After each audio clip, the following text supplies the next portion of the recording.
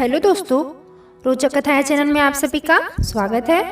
आज मैं आपको माँ वैभवलक्ष्मी की कथा सुनाने जा रही हूँ। कथा शुरू करने से पहले अगर आप चैनल में नए हैं तो मेरे चैनल को सब्सक्राइब कीजिए और बेल आइकन प्रेस कीजिए ताकि आप मेरा वीडियो सबसे पहले देख सकें। तो शुरू करते हैं आज की कथा। प्रथम कथा है, महाभारत काल में एक समय युधिष्ठिर ने भगवान श्री कृष्ण जी को प्रणाम कर विनती की कि हे भगवान, आप कृपा कर हमें कोई ऐसा उपाय बतावे जिससे हमारा छीना हुआ राज्य, वैभव, लक्ष्मी हमें पुनः प्राप्त हो जाए। इतना सुनकर भगवान श्री कृष्ण बोले, हे राजन, एक समय दैत्यों के राजा बलि का राज्य था। उसके राज्य में प्रजा सभी प्रकार के सुखों से परिपूर्ण थी। वही राजा बलि मेरा परम भक्त था। उसने एक बार 100 अश्वमेघ यज्ञ करने की प्रतिज्ञा की। जब 99 यज्ञ उसने कर लिए और सिर्फ एक यज्ञ करना शेष बचा, तब उस समय महाराजा इंद्र को अपना सिंहासन छीन जाने का भय हुआ था, क्योंकि यदि राजा बलि ने 100 अश्वमेघ यज्ञ पूरे कर लिए तो वह राजा इंद्र को जीत लेगा और इंद्र के सिंहासन पर अपना अधिकार कर लेगा।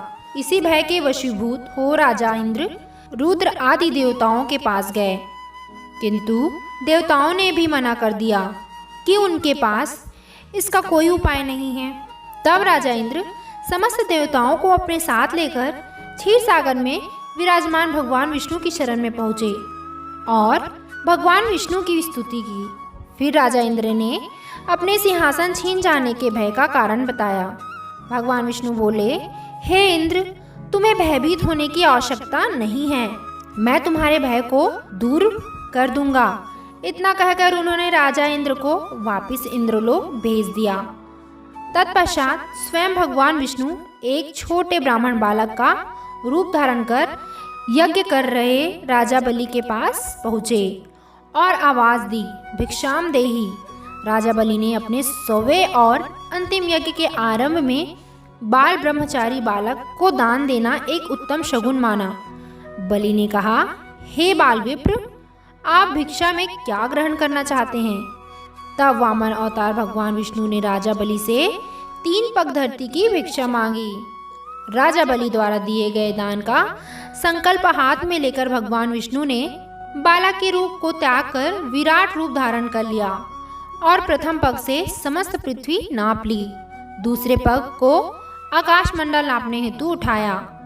उसके बाद तीसरा पग रखने हेतु कोई स्थान न होने की स्थिति में अपना पग बलि के मस्तक पर रख दिया। तब भगवान विष्णु ने राजा बलि से वर मांगने को कहा। राजा बलि ने कहा कि कार्तिक माह के कृष्ण पक्ष की त्रयोदशी, चतुर्दशी और अमावस्या, इन तीनों दिन इस पृथ्वी पर मेरा राज रहे। इन दिनों में समस्त मानव जाति दीपदान, पूजा अर्चना करके उत्सव मनावे। इन दिनों में वैभव लक्ष्मी की पूजा अर्चना हो तथा उत्सव मनाने वाले घरों में वैभव लक्ष्मी का निवास हो। यही वर मैं आपसे मांगता हूँ।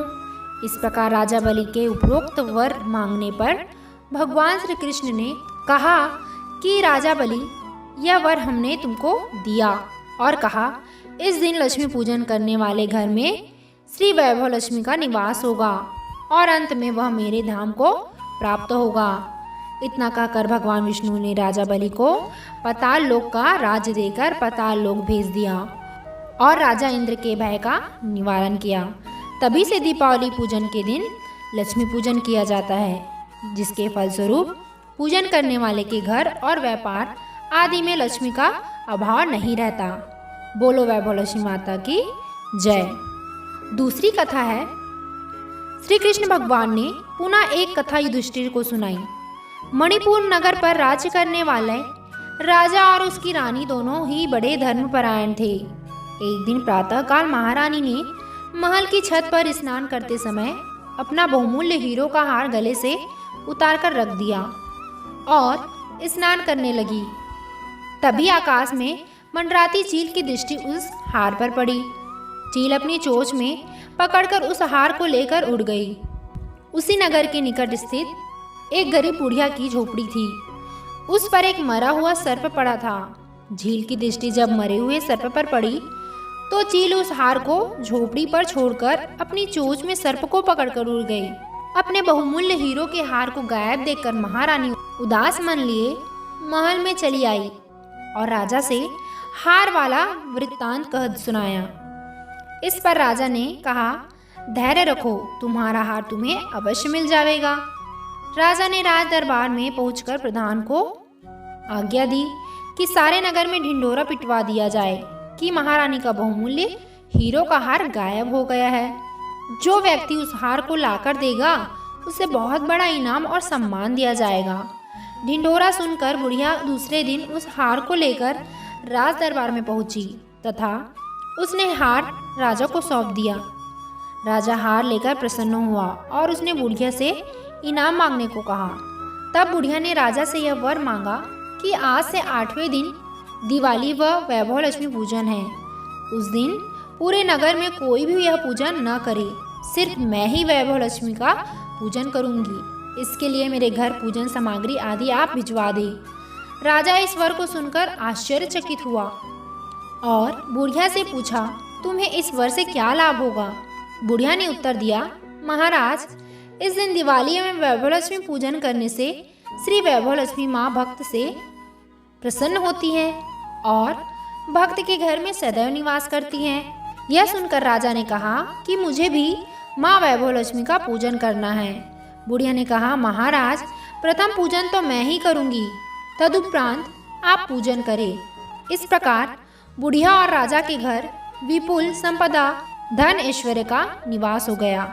भगवान श्री कृष्ण बोले, हे धर्मपुत्र, श्री वैभव लक्ष्मी पूजन व दीपावली उत्सव के दिन उस व्रत से लक्ष्मी की प्राप्ति होती है।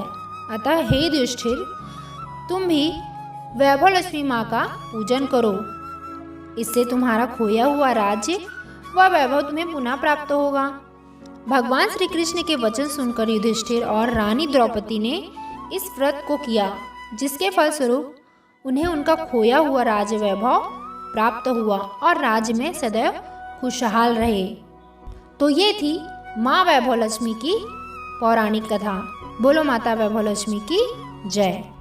आशा करती हूँ आप सभी को मेरा यह कथा पसंद आया होगा। तो प्लीज़ मेरे इस वीडियो को लाइक कीजिए, मेरे चैनल को सब्सक्राइब कीजिए और ज़्यादा से ज़्यादा शेयर कीजिए। धन्यवाद।